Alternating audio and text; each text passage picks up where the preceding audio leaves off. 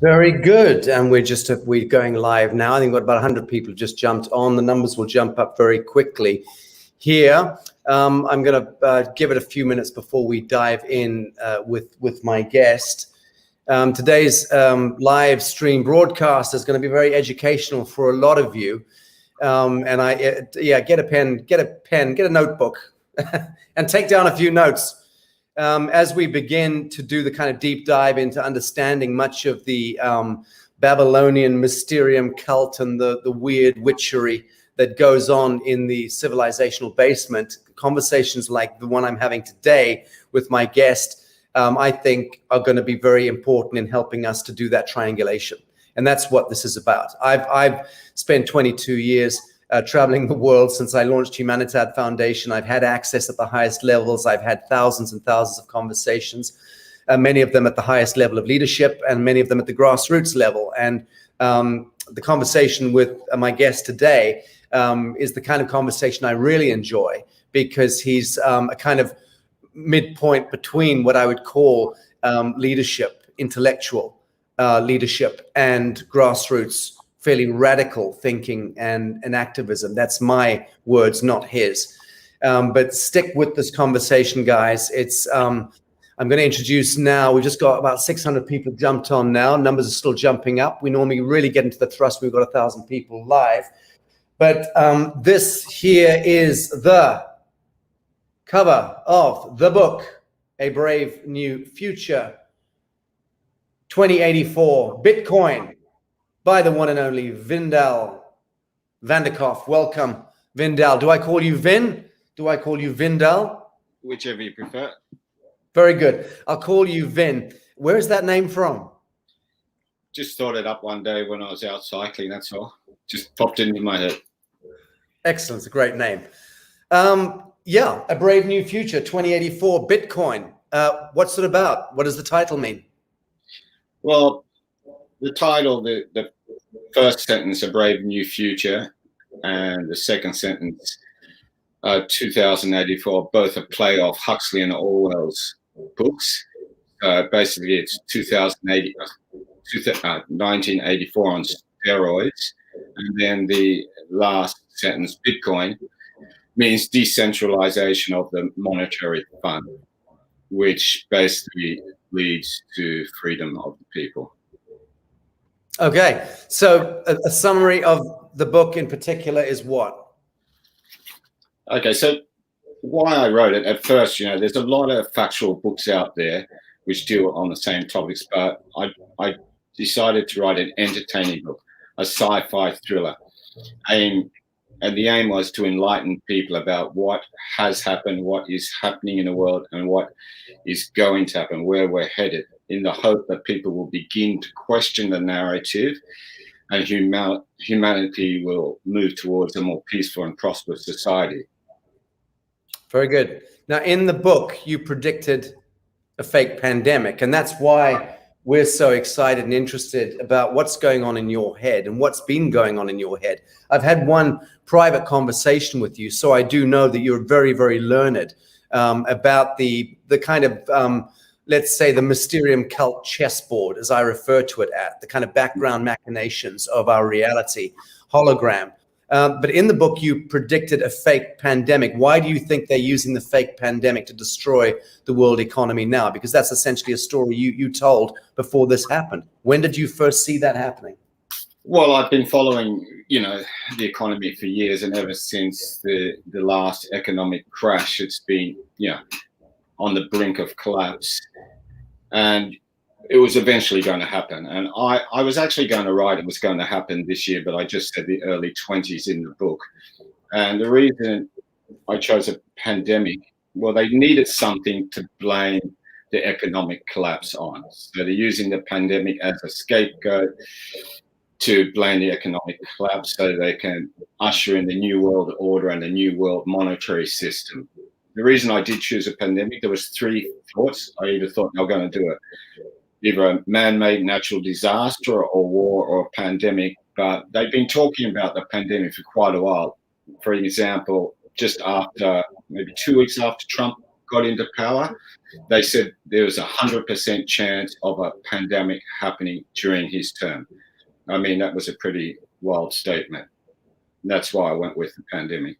Very good. And the importance of Bitcoin in the book. Well, the importance of Bitcoin is decentralization of the monetary system. And once the power is taken away from the elite to create money out of nothing, then the cards start to fall and the whole system starts to fall to pieces, and they lose control. They lose control over the government. They lose control over the media. They lose control over the science, history, whatever else that they control. Okay, they lose control over the spells that they cast, over the bonds that trick living souls into being fictions and can thereby be monetized, securitized, and systematized. So they lose control over spells and bonds and the capacity to poison us with synthetic molecules and bring about mass culling, sacrifice of innocence. As I see it, ritual sacrifice, which is what war, disease, pestilence, poverty is all about, has always been about, is controlling demographics of people into varying degrees of penury, misery, poverty, war, and so on. Because we know that that does release huge amounts of pranic energy or life force, psychosexual, psycho emotional, energetic, louche. So do you hold with any of that kind of language? I know it to be true, but I'm wondering if that's also part of your background understanding. Yes, I definitely agree with that. I mean, they do not have the good of humanity. They do not want to go down that road. They're totally about the goodness of humanity. Okay, Vindal, who are they? That's a great question, isn't it? I mean, we can talk about the families. There's about 7 families that control the world. I mean, my guess is basically it's the people who are connected to the monetary system. Okay. The people that control the central banks. I mean, there's quite a few. I mean, you can go to the Illuminati, the Sabbatarian Frankists.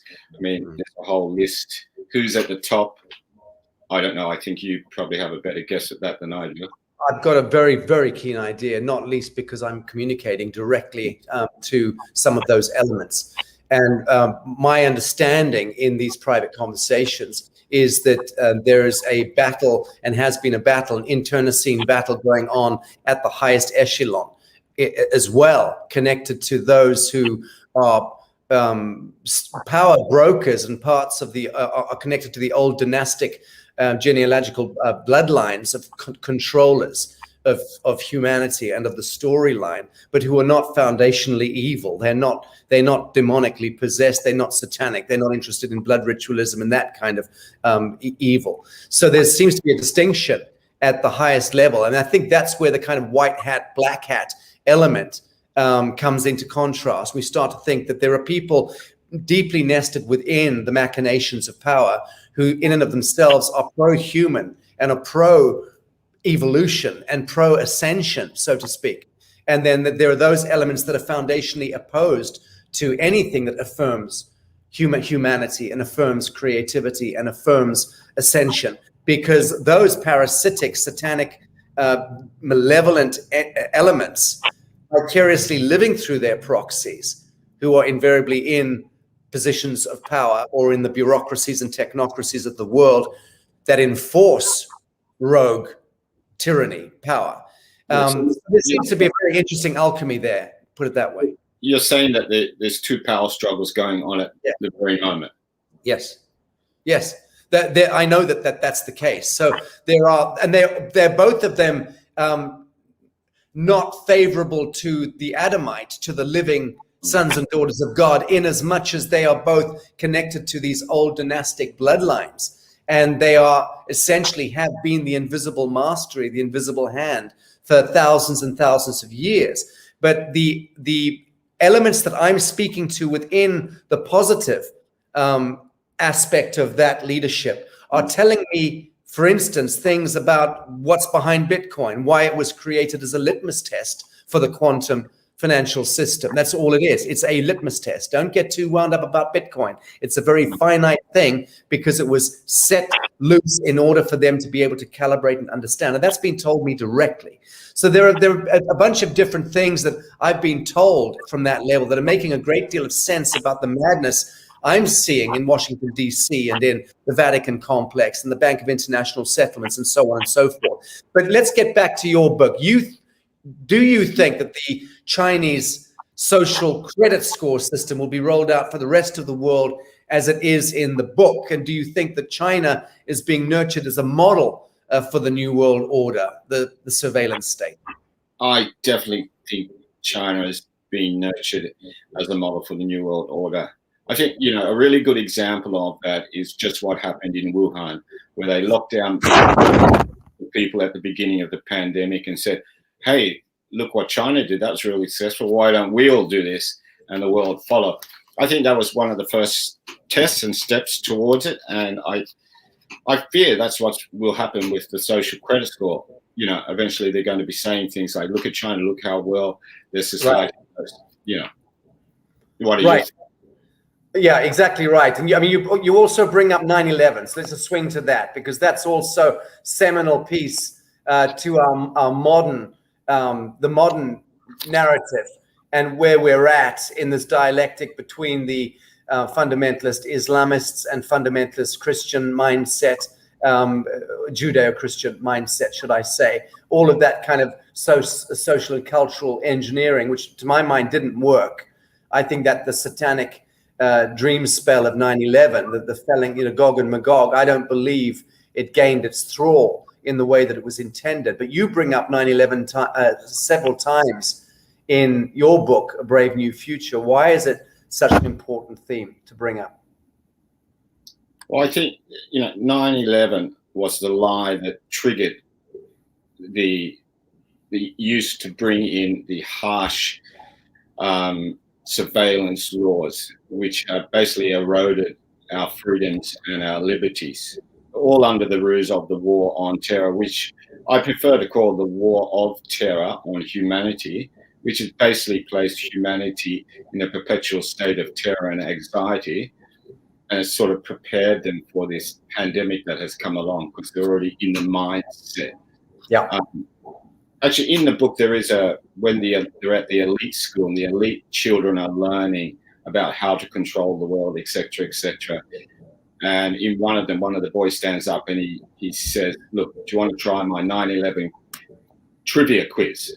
And he goes through different points of it, and they all laugh and kill themselves laughing and fall off the seats at how stupid the people were to believe such insanity, just unbelievable. Yes. During that, I'll just say one thing there. So the elite are learning about how to control society, and whereas the normal people are learning complete and utter rubbish. There's one chapter in there where the children are learning that women come from tigers and men come from wolves.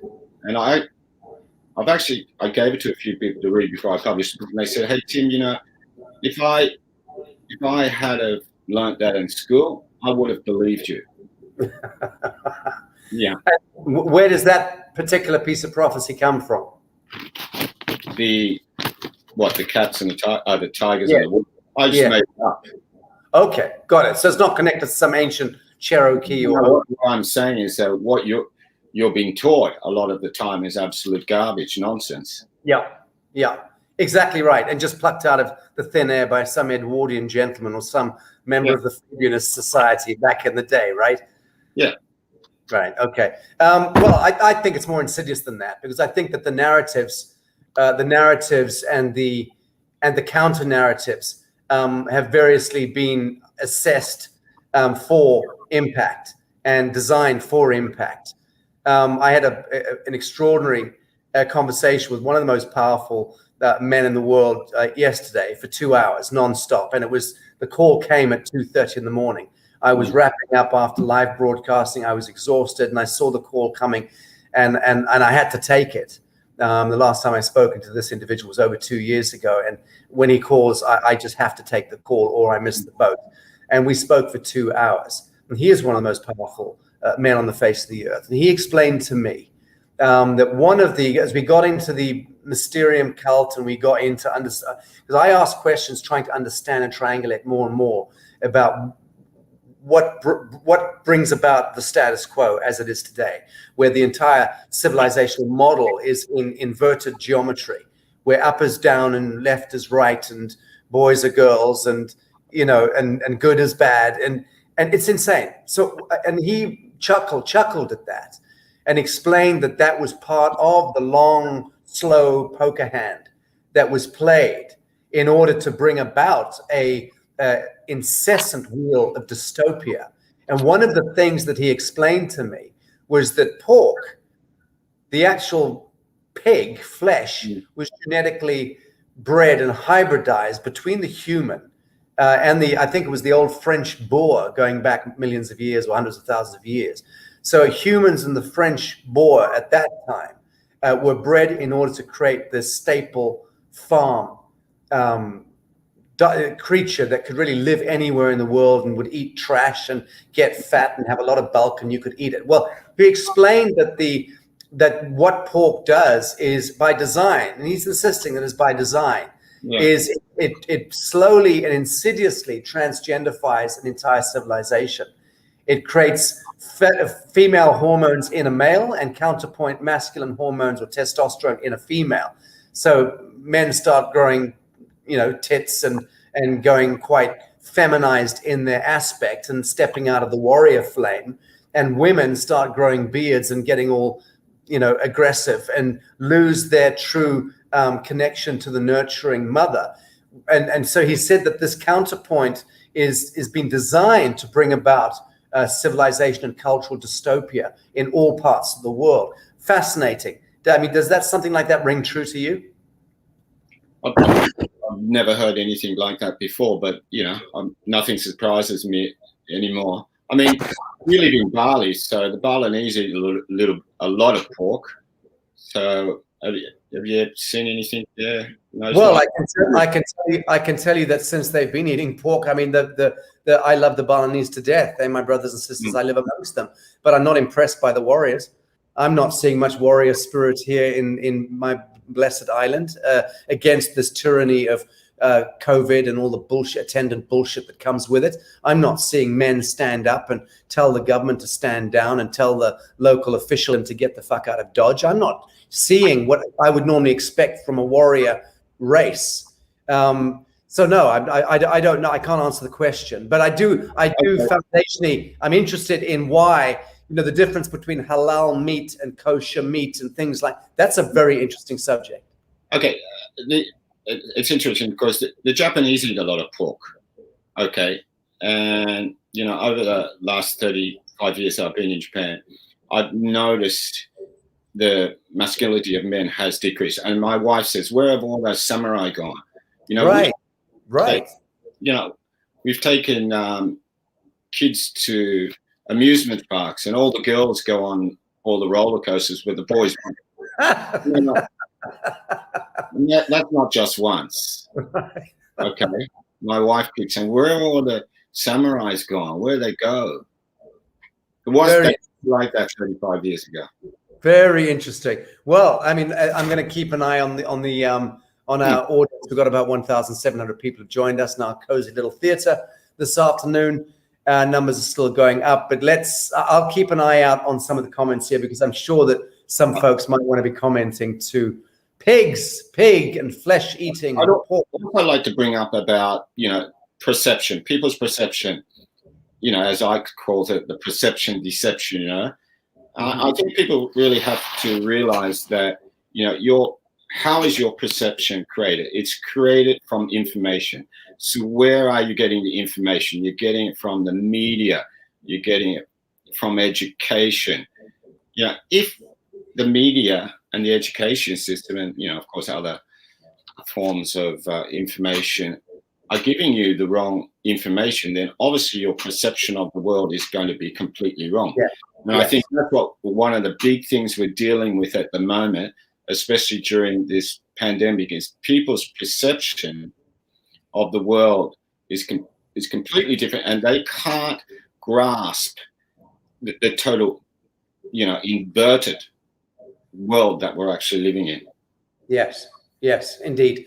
Okay, a lot of people are giving up pork right now, Vindal. I think we've done a great service to matters porcine in the world. A great many people are saying, that's it, I'm done, no more bacon sandwiches. Well, that's good. If this broadcast serves nothing more than keeping a lot of pigs alive, that would be a very good thing. What is the alien, reptilian I think it's funny, Vindal, that you just said to me that nothing surprises me today. Of course, nothing's going to surprise a man like you who writes the way you do. What is the alien reptilian connection in the book? Is that who you were saying, as my dear friend David Icke does, who really are controlling the world? Well, if you look back through history, many cultures talk about this reptilian connection. It's everywhere. I mean, you can see it in religions as well, especially in the Catholic Church. What's the hall, the one with the big snake eyes in it, in the Vatican? What's that one? That in the throne. Are you talking about in the throne room? Is it the throne room? Yeah, with the crazy sculpture in the back. Yeah, that one with the reptilian eyes, the snake eyes. But anyway, it goes right through all different cultures throughout history. There's a lot of theories that they are dimensional creatures that cross over from another dimension and take over the body and minds of people in power. And or are they already here? Or at least what the satanic rituals are for them to cross over to this dimension to make contact with these reptilian creatures. I mean, there's a lot of theories about it, and there's a lot of theories that they control the world. I know that you've had some sort of experience with them as well.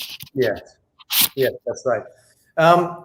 Okay, well, moving on, just to let you know, troll alert, people. Something calling itself Bahar Hines is trolling on this thread. I leave it to the good people of my network to tear an arsehole into imbeciles like Bahar Hine. I won't be doing it myself. Let's move on. In your book, Vindal, you also have a telepathic pandemic, but once people are infected, they awaken to what is really going on in the world. So what do they see when they awaken? So when they awake, they see all the lies that they've been brainwashed with. That's education, history, science, the monetary system, everything. So they wake up to that, but then they also look at the other timeline, which is prospering. There's two timelines in the book. So they actually see what's happening in the other timeline where people have changed and gone to a whole different level of consciousness. And they're studying about telepathy and meditation and quantum physics and this sort of stuff, and creativity and doing the things that humans should be doing. And they also see where they're headed, where it's going to take them into this dystopian society. Very good, very good. Just so you know, I'm hearing a lot of really nasty background noise coming from your room. I'm not sure what that was, or unless it's interference on the line. Is that from you? I'm sitting pretty still. Wow. Okay, that's interesting. Good. Let's just crack on. In the book, you talk about the elite controlling all media. Again, how prescient is this book of yours? So in the book, you also speak about the elite controlling all media and censoring anything that's against the narrative. Of course, we're living through that right here today. I've just been deplatformed this week and lost probably 85% of my audience, if not 90%. Not that that bothers me in the slightest. We just keep going every single day and keep syndicating elsewhere. But that censorship is a huge play right now. Do you believe that that's what's happening now? I mean, and who are these elites? We know about the Jack Dorseys. I call him Jackoff Dorsey, and I call it Mark Zuckerberg. So we know about the Zuckerbergs and the Jackoff Dorseys of the world. These are icons, probably Illuminati spun icons. Gates as well. Silicon Valley, big tech. Speak about who's really in control there. Yeah, so the world media is completely controlled. I mean, there's almost no one speaking out against the narrative that they're pushing on the mainstream. There's a few, maybe like Tucker Carlson or a few others on Sky TV Australia. There's a few, but it is completely controlled, and they've been going at it out of control in the last year, just censoring anybody who says anything against the narrative, anything against the pandemic, anything against vaccinations. I mean, it's pretty easy to see. I mean, you're talking about the people in Silicon Valley, but I still think they're very low down on the pyramid of schemes. I don't think they're. Let's look at that. That interests me. Okay, so popularly we're led to believe that that Bill Gates is the richest man in the world. No, he's not. You could argue that he's one of the most compromised men on the face of the earth. A tragicomic, farcical creature who was spat into the digital domain, 40 odd years ago. Is a Bill Gates a great innovative mind? Did he ever invent anything of consequence himself, in your view? Not that I know of. Okay, so he's a proxy. He's a proxy, right? A proxy. Steve Jobs with Apple and iPhone, I think probably a very different animal. I think a different animal from what I've learned. I spent some time with Steve Jobs' mother one time.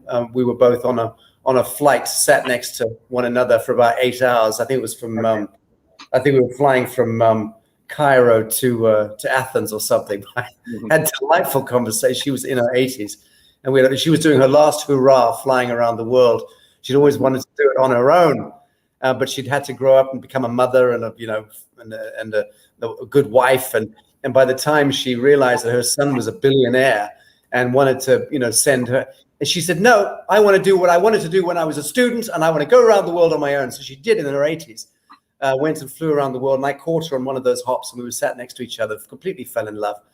And she'd seen me shedding a tear out the window. I just had my heart broken, I think, that day. And I was flying back to an empty home, I think. And I was having a little quiet sob on the airplane, looking out the window. And I felt this hand come across and just literally squeeze my hand. It was the sweetest thing. And I turned, and it was this elderly woman. And she just, looking ahead, but just gave me a squeeze. It was the sweetest thing. We got talking. Turns out it was Steve Jobs' mother. I'm saying this, Vindal, because I fell in love with the woman, obviously, on that trip. But that was a human being, a loving, empathic, beautiful, grounded human being. And I know that her son must have been an extension of that value. So I've always had a love for Steve Jobs. I've always thought he was real. She bent over and squeezed your hand. You imagine doing that today on an airplane? They'd taser you in the face for that, wouldn't they? Drag you off. That's what we're trying to get rid of. All this human emotion, everything that stands for humanity is getting taken away right at the moment. People have got to really wake up to see, no hugging, no faces, and the mask thing is just absolutely insane. Yes. No touching. No, it's 2 masks now. They actually are enforcing it. I'm speaking at the moment to somebody who's in a hospital and talking directly to a group of nurses who've actually just resigned. I think 18 of them have just left a hospital in Canada. They've all a mass resignation because they can't breathe any longer doing their duties. They're keeling over and fainting, for Christ's sake. But not just that. The fact is they're not prepared to participate in what they see as satanic practice, willfully causing harm to people and preventing loved ones coming together, and all under guise of some duplicitous bullshit dreamt up by the health administration connected to the central bank. So that the jig is up. Yeah. Good nurses, God love good nurses. Good doctors, God love them as well. Not many of them, in my view. Most of them are complete pharmaceutical troglodytes. But good doctoring and good nurses, they're there. And God, one's heart bleeds for them round about now. Can you imagine having your conscience so stressed by what you're having to fulfill as your duty to the fiction, to the corporation, and not your duty of care to your patients and to your conscience? That must be just an awful predicament for so many tens of thousands or hundreds of thousands of people in the healthcare profession today. It's good to see a few more doctors stand up. I mean, in the book I talk about, I say, the populace, some people are refusing vaccines. And And the argument is that, well, tell them that if you don't get vaccine, then you're a danger to the other people. And I say, well, can't they work that out? That's why you got vaccine. You're not a danger to anybody if you got vaccine. They don't need to get vaccine if you're getting vaccine. Oh, Vindal, just shut up and get the vaccine. Stop asking questions, for God's sake. No, well, I go further. I say, no job, no travel, same thing. And it happened. Do you want me? Do you want me to play the blurb of the book quickly? Roll the tape. Let's hear it. Let's have a go. Here we go. Note from the author. When I published this book in November 2019, I never thought that the world would be steamrolling towards the dystopian world I created just a few months later. In 2084, there is no more freedom and no privacy. The elite know everything you do, say, or think. Obey or be erased from society. In this dystopian future, the elite control a one-world government. They have implemented a social credit score that controls every aspect of human society. What people can think, how much they can love, how much oxygen they can breathe, where they're allowed to go, and what they can eat or drink. Citizens are paid with positive or negative emotions, and how one is paid depends on their social credit score. John, a candidate for the Olympic marathon team who is struggling after his father's suicide, is ordered to train at the elite's college. The elite despise him, except for Lucy Lay, the daughter of one of the powerful elite who falls in love with him. Alistair, John's double from a parallel timeline whose society was set free after their acceptance of Bitcoin, accidentally observes John's timeline. He decides to cross over and release a pandemic. In Japan, an unknown entity, a man crucial in the development of Bitcoin, returns from the dead to discover the elite have hijacked his plans for a utopian society. The four devise a daring plan to overthrow the elite and take back control of Bitcoin and set humanity on a path to redemption. But Nicholas, the psychopathic son of the elite's leader, has other plans. The time of reckoning comes on the anniversary of one of the world's most catastrophic events, the same time the elites launched the big lie, the lie that changed everything. There you go. Hello? Yeah. Unmute my microphone. Thank you for that. Very good. No problem. All right. We've got about 2,100 people have joined us here. There are two timelines in the book, A Brave New Future, where the earth prospers, where people live in harmony and syntropy with nature, energy, and other people. The other is a dystopian nightmare where we're heading now. Do you think it's possible that we might change course and move toward that prosperous world without government or war or blood economy, a world of higher conscience? What's your take? Oh, I definitely think it's possible, but I think that it's going to take a big shock to wake up humanity to start the ball rolling. And I think perhaps the pandemic may be the shock that humanity needs to wake up. I don't think it will happen overnight, but it may start and it'll gradually go step by step. And once things start to get revealed, more will get revealed and people will start to see what's happening. But as I say in the very beginning of the book, in the note, I say for humanity, for the world to prosper, I haven't got it in front of me actually. For the world to prosper and go forward, we need to go to a different level of consciousness. At the moment, we're still stuck in the material level of consciousness, and we really need to go to another level. Yes.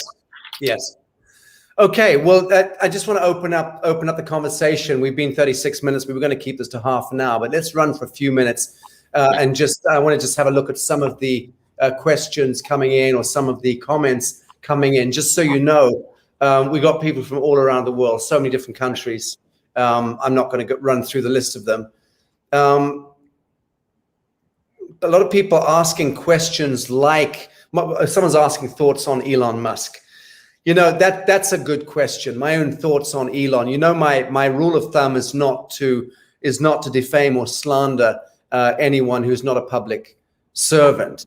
Elon Musk is not a public servant, but he is a proxy of those elements that are absolutely public servants. So when you talk about the interfacing of the military-industrial complex with the Skynet that Elon Musk's SpaceX commercial jig is all about, and where are the billions of dollars coming? Well, I happen to know who's financing Elon Musk. I've spoken to that individual directly, so I know where the money's coming from, and it's enormous amounts of money. But the point being that Elon Musk is, in that sense, a proxy.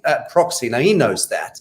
He's smart enough to do that when he's not gargling ayahuasca at Burning Man festivals or whatever the fuck he gets up to. But the point is, how many he got up there now for the 5G? He wants to beam down 5G to all over. Well, 20,000 was the number being mooted that I understood, and I think I spoke to that in my movie, The 5G Apocalypse, the Extinction Event. I can't remember the research we did at the time. But the Skynet is a vastly populated atmosphere of dragnet metadata surveillance. But the point being here that Elon Musk is a proxy of invisible mastery and of very large agendas and elements that drive those agendas. And the mistake we keep making is imagining the apple pie story or the American dream story that the Mark Zuckerberg is. I mean, look at the guy, he's a fucking sock puppet. Now that's somebody I have no problem about speaking against, because that's just such a venal creature. And yes, he composes himself in an equitable and amicable fashion when he's sitting down with Martha Stewart being interviewed in daytime TV. But then that's all part of the orchestration of these icons, whether you're talking about, you know, Britney Spears, or you're talking about Elon Musk or Mark Zuckerberg or any of these creatures. They're icons. Yes. Mother Teresa being one of the most famous icons in the last century. Again, in my view, a venal Bulgarian crone who masqueraded as being a great humanitarian and humanist, was nothing of the sort.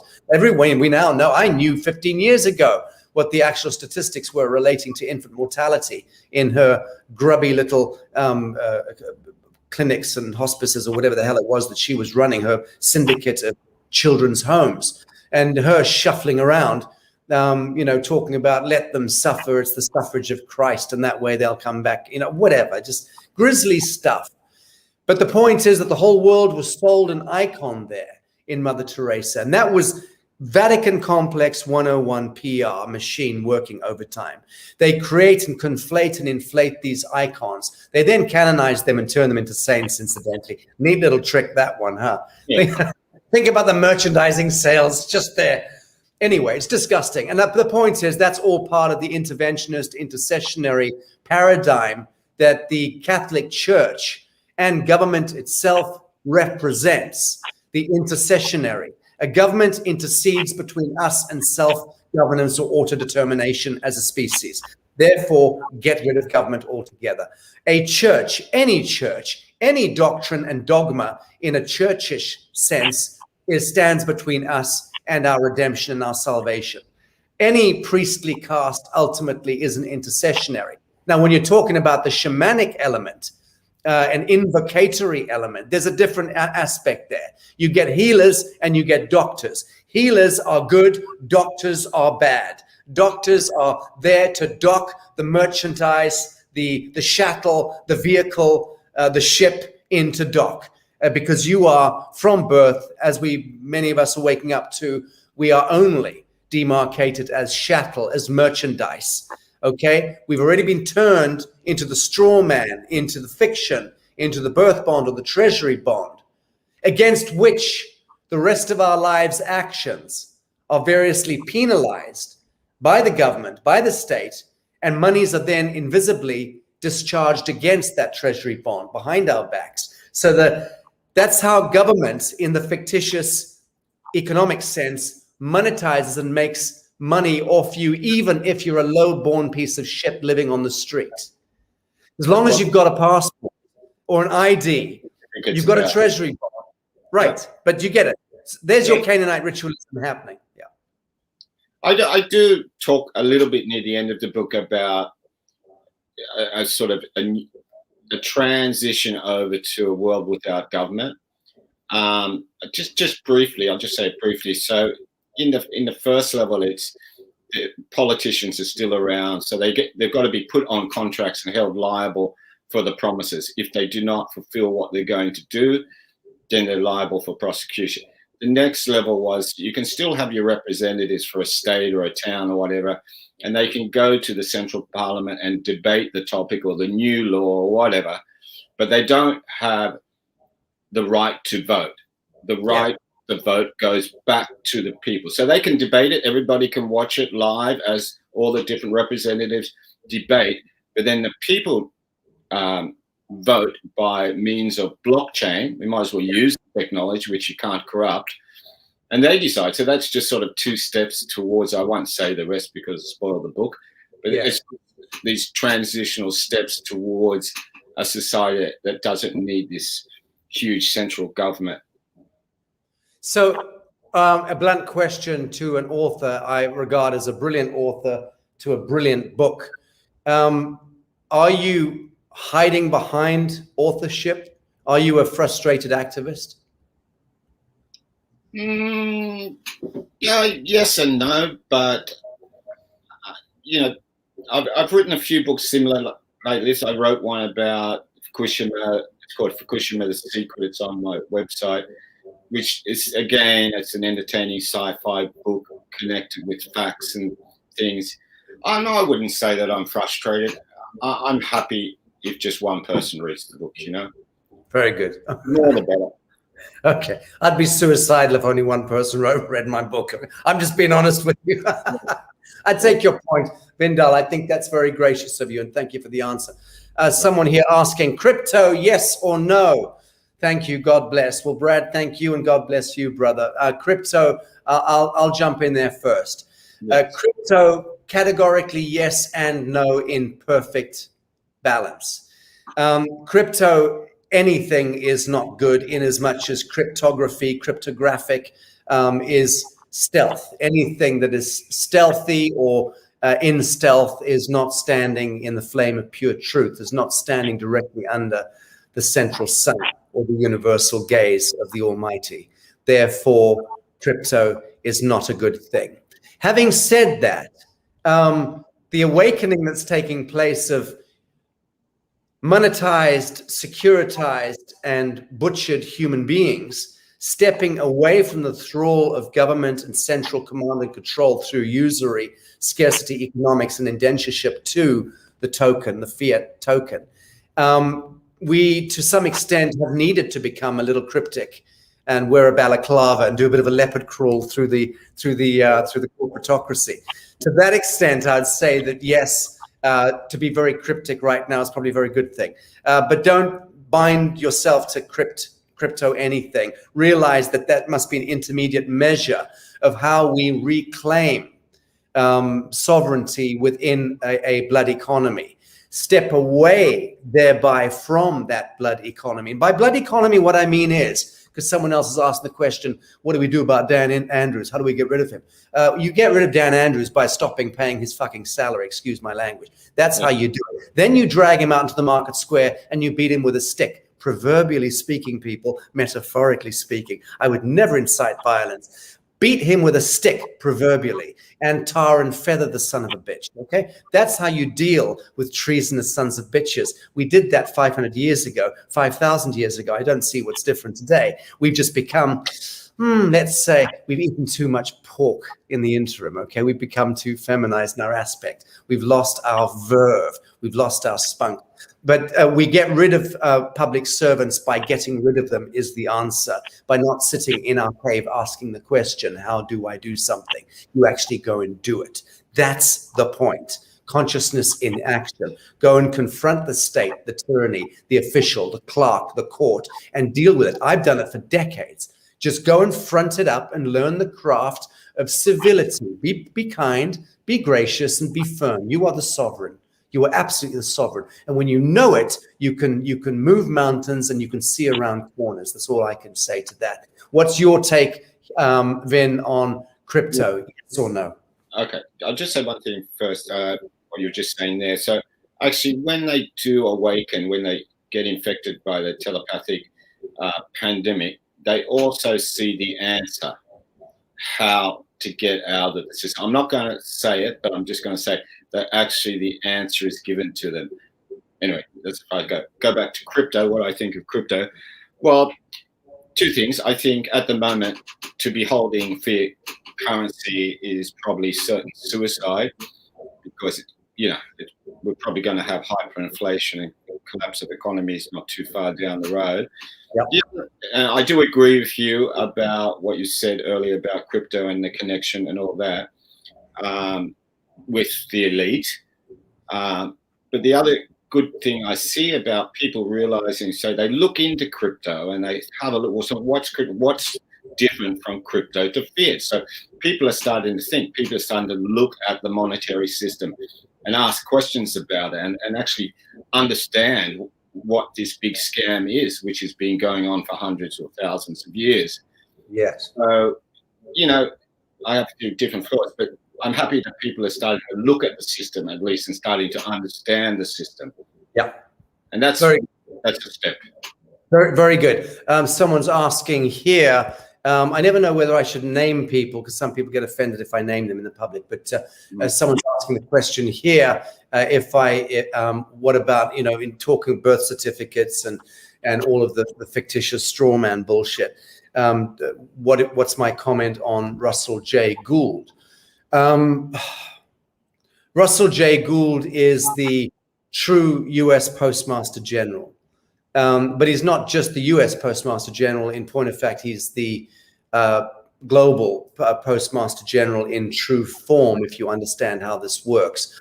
The Crown of England masquerades as being the Universal Postmaster General, but is not, and subsequent to 1999 is absolutely not. But Russell J. Gould, commonly regarded as the proper US Postmaster General. All the others who are pretenders are standing in fiction and in fraud and are conducting high crimes. That's well known to anyone who really knows the abstruse nature of this. Why do I know him is the question. Yes, I know him very, very well indeed. And I'll say here on the record that I love him as a brother. He's a brilliant individual, brilliant human being. The postmastership is so important because everything keys back to the postal services. Again, this is connected to when all humans were indentured into becoming chattel and merchandise and no longer living souls. That was how the beast of the sea operated, by really through stealth, through the Phoenicians and black nobility and all the rest of it, and the mercantile classes, the Khazarian and Templar bankster class that emerged off the back of Judea and Rome and the Babylonians and the Phoenicians and all that crap. That ended up becoming a fictionalizing of the living into the dead as a wholesale black magic practice. And we became, all of us, fictionalized. You could talk about weaponization of Christianity in the Council of Nicaea in the 4th century, moving to 1066, the Doomsday, which is really when the churchish mind began the tabulations of land and the registrations of souls and the bans, wedding bans and all of that. So the itemizing, unitizing, monetizing, securitizing of living souls began as a wholesale science. That, my friends, is what the Catholic Church gifted this world. The Catholic Church morphed into becoming, through imperial hegemony of the crowns of Europe, conquesting all the world, became the 200 plus corporations masquerading as governments today. Those corporation governments owned and controlled and contained by the Treasury departments and the central or reserve banks behind them. All of those central and reserve banks of the 200 plus nations feeding back into indentureship to the Bank of International Settlements, the International Monetary Fund, the International Finance Corporation, and the World Bank. That's to name a few, but those are the seminal ones of the alphabet soup institutions that you'll know about. That central command and control through BIS, Basel, Switzerland, springboards therefrom to the Crown of England, to Cronus, Bank of England, to the Vatican complex, the Black Papacy, the Jesuitical arm, and then into the thrall of the so-called Illuminati, contained through up to 13, between 7 and 13 dynastic lines, variously are interwoven into the controlling and ownership of the Alpha and the Omega. Along the way, they could only cast that dragnet over humanity and the planet and own everything by creating and tricking other nations, First Nations, into coming up with the collaterals.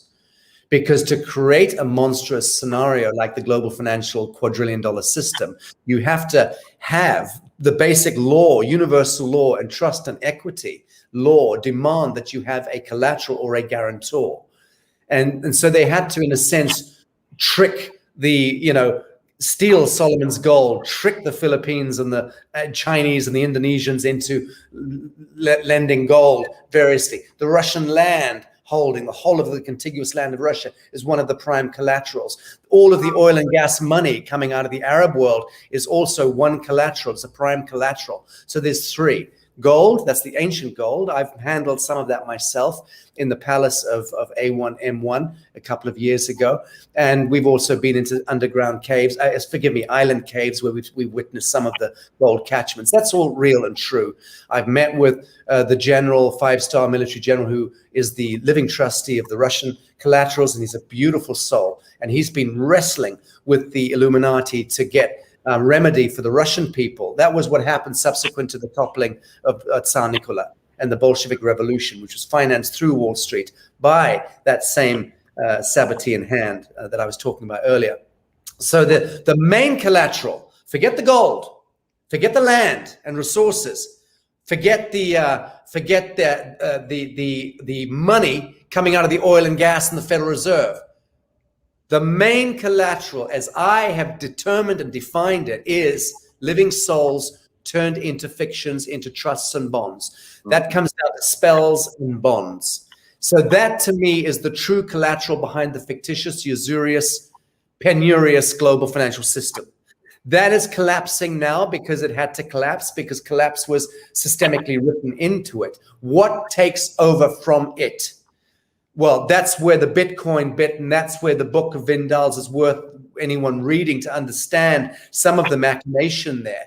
But ultimately moving toward a quantum financial system, a reset, a complete quantum reset. So, yeah, I hope that covers some of the background to the backdrop to the backstory, which is some of which informs Vindal's brilliance. Vindal, last comments to you before we wrap. We've got 6 minutes before we close the broadcast. I'd like to ask one question. So, after World War II, we had the establishment of all these world organizations, the World Bank, WHO, the International Monetary Fund, etc., etc. Do you think that World War I and more so World War II were purposely brought about to create these world organizations to get us close to the New World Order? Absolutely. There's no question about that. That was written into the program. But one needs to go back a bit further to, again, imperial crown hegemony of Europe. The Belgians, the very worst in some ways in what they did in Africa. The Dutch, diabolical in what they did in Southeast Asia. The British, just fucking terrible all the way through. And the Portuguese and the Spanish, kind of proxies and extensions of the French nobility and the British. All of it just based in blood cultism and a kind of, I'm not going to say witchcraft again, because good witches keep writing to me and saying, could you stop giving us witches a hard time? I think that's a fair comment. There are amazing witches out there. Really? But, I'm talking about blood ritualism, Satanism. Yes, Cecil John Rhodes. Yes. Okay. Cecil John Rhodes is, in a sense, one of either the most compromised blessed souls in history, or one of the most diabolical. And I'll be honest with you, I cannot work out which yet. Everyone has a theory.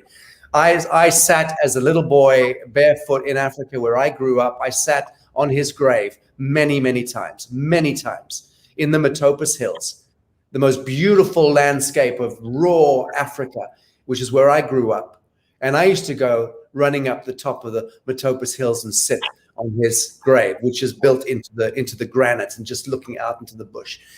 And I used to think that, I was telling a story, but carry on. I'll get back to it. A lot of people think he was the main instigator of World War One, right?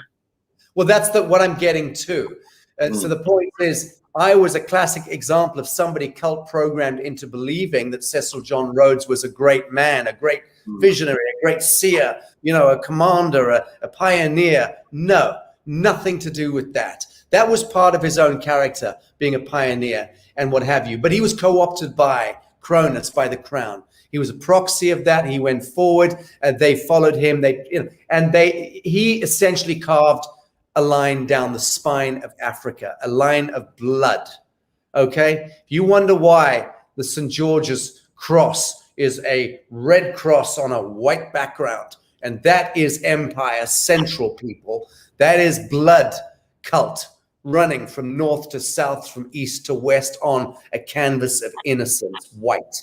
That's the symbology there of the St. George's cross, and don't think otherwise. And the dragon and all of the heraldry is all connected into this kind of a satanic witchcraft. So the point is that First World War was designed in a sense to collapse the aristocracy. Okay. And because they had accumulated tremendous amounts and aggregated tremendous amounts of wealth. So they had, subsequent to the Magna Carta and the Charter of the Forest, going back to the 1200s, 13th century, whenever it was, Magna Carta, Charter of the Forest, was when the good people rose up and realized again that all the lands had been taken over by the king and by his mates. And so they beat them back, and good barons of the land joined the people and forced a new covenant with the king, to tell the king, get back. You can't have the whole world as your hunting grounds, as your parklands, and just give a few plots of land to tenement farmers. So we managed to wrest land back from the royalty at that time. And by stealth, Vindal, after 800 years, they crept back in, the Cronus, the crowns, again, through dominion of the Catholic Church and then the imperial crowns of Europe. It ended up again doing a land grab. What is the United Nations? It's a monstrous land grab. What is that grisly little Greta Thunberg creature with her little plates? She is a land grab icon. That's all she is, a sock puppet put on the world stage, spun out of Davos, spat into our face to guilt trip good suburban grandmothers into buying that cocktail of bullshit, so that we all believe in climate change, fall back into the thrall of scarcity economics, allow the sons of bitches in Davos and the Bilderbergers to monetize air and penalize us for every step that we take on the high street. That's all that's going on. It's the same old play. Yes, to answer the question, First World War designed to collapse the aristocracy who had accumulated themselves a lot of the land, and then that collapsed to the middle classes. Second World War was about collapsing the middle class, or certainly the upper to middle class, and now rendering the planet into a kind of slime ball troglodyte class of state employee, where 8 out of 10 people have got a job that's connected directly to cultural Marxist central. We're all variously dependent on the nanny state through the NHS or the this, that, and the other. So it's all indentureship to the collectivist model.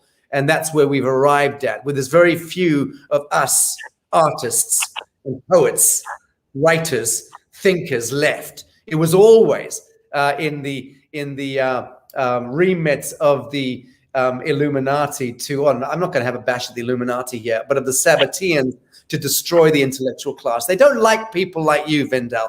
They don't like people like me. They don't like people like our audience, almost certainly, people who ask questions. Stop asking questions, people. And somebody's talking about Cliff High had a mental block. Yes, he started slandering me and some of my friends, Simon Parks and Charlie Ward and others. You know, Cliff High just needs to stop gargling LSD. I don't know what's got into him. I always thought he was a decent chap. I'm not going to comment any further. Vindal, last word to you. We're signing off in 2 minutes. Start asking questions, everybody. You know, I like that. Okay, so carry on asking questions. Good. What kind of questions should we be asking? Asking questions about everything. Every single thing that you think is real, question it. See if it is really real. See if you can really find the foundation of it. And I mean education, history, science, the whole lot. Start questioning, and then you'll find out. Your mind will open. Beautiful.